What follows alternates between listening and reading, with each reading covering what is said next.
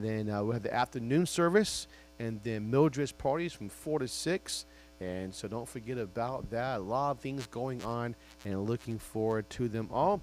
And our hymn story tonight, obviously you know what the hymn is because it's sitting in your lap, I hope, except for Cody and Courtney's lap. Did you get them the notes, buddy? So here's a story behind the song, and then we'll do our best to sing the song. Usually it's not done as a congregational, so I will do my best to sing it as the timing's supposed to be on the sheet, and then listen to my wife more than listen to me. All right, it was Mrs. Martin's daughter who inspired her to write "God Will Take Care of You" with a simple reminder that God does during times of illness.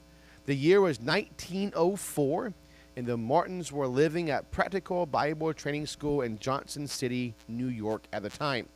Born in Canada, Sevilla Martin had taught school for a number of years, but was now traveling with her husband, William, in evangelistic work.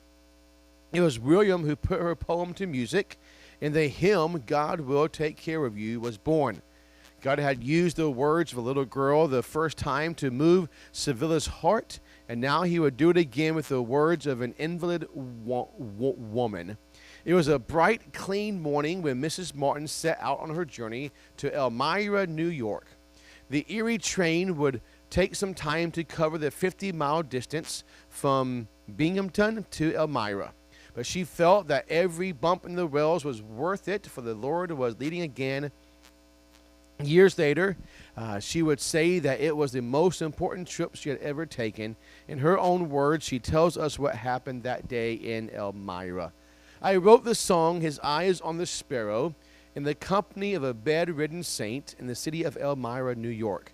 I was reading and singing to her, and during our conversation, I chanced to ask her if she did not sometimes get discouraged. She answered, 'Mrs. Martin, how can I be discouraged when my Heavenly Father watches over each little sparrow, and I know He loves me and cares for me?' My husband tried his hand at writing the music for it,